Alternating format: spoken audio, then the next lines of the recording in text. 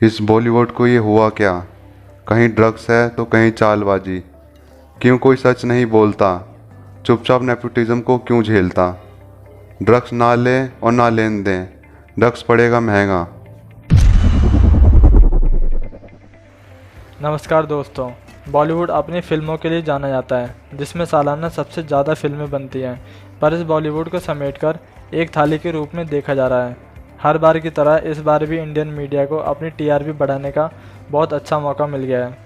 इस बहस के मुद्दे के भी दो पक्ष बना दिए गए हैं। एक सच बोलना चाहता है, हमने अमित जी के साथ काम किया, अभिषेक बाबू के साथ काम किया, उस परिवार का आदर सम्मान बहुत बड़ा है। और जया जी हमारी सीनियर है। मुझे लगा था मेरे कल के व्यक्तित्व पे जो हमने पार्लियामेंट में बोला था, हमको जया जी आज समर्थन देंगी, क्योंकि ये फिल्म इंडस्ट्री में सारे लोग ड्रग्स नहीं करते हैं। मैं पहली बात तो क्लियर कर लेता, लेकिन जो कुछ लोग कर रहे हैं या कुछ लोग इसके अंदर एक कार्टल भेज रहे हैं या पैडलर्स भेज रहे हैं, एक इतनी बड़ी सोची समझी साजिशन की largest film industry in the world, उसको प्लान करके कोई खत्म करना चाह रहा है। जैसे एक बायो वेपन के द्वारा कोरोना भेजा गया, चाइना की बड़ी खेप आती है अनगिनत एक्ससी कोरोना एंड मेनी टैबलेट्स के नाम पर, जो पाकिस्तान द्वारा नेपाल के रास्ते से आती है। इस खेप को हमारी इंडस्ट्री को भी, क्योंकि बॉलीवुड के सुपरस्टार्स के से रोल मॉडल्स होते हैं, तो यहां पर भी इसको एक फैशन के रूप में, हम लोग जब 90s में आए थे तो ये सब फैशन नहीं था। जया जी जब आई थी तो नहीं था। तो हम लोग अगर आवाज नहीं उठाएंगे तो कौन आज मैं चाह रहा था कि जया जी मेरा समर्थन करें, या तो उन्होंने मेरा व्यक्तित्व तो सुना ही नहीं या मेरी बात सुनी ही नहीं।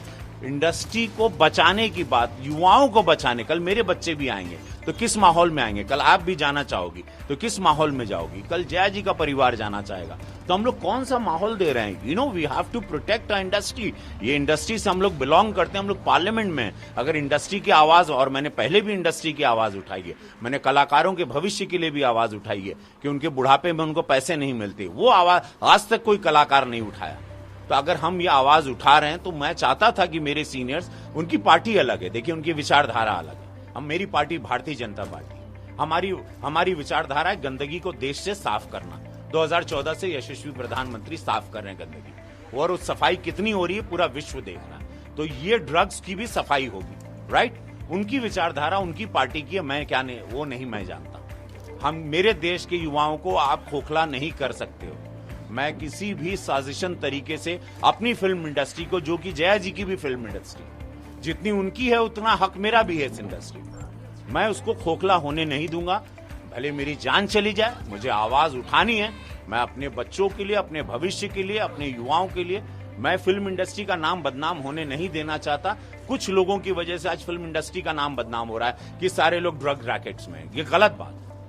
कुछ लोग हैं, लेकिन उनकी भी कमर तोड़नी है। जो कुछ लोग हैं, एक भय पैदा करना, वो सारे सप्लायर्स को, वो सारे ड्रग माफिया कार्टेल्स को, जो अंदर ड्रग सप्लाई कर रहे हैं और हजारों करोड़ रुपया कमा रहे हैं। ये कई हजार करोड़ का बिजनेस है, कई सारे माफियाज इसमें जुड़े हुए हैं, and we have to really take care. और इसीलिए कल मैंने पार्लियामेंट के पहले दिन ये मेरी आवाज गूंजी, और मुझे समर्थन मिलने के बजाय मुझे इस तरह से जलील किया।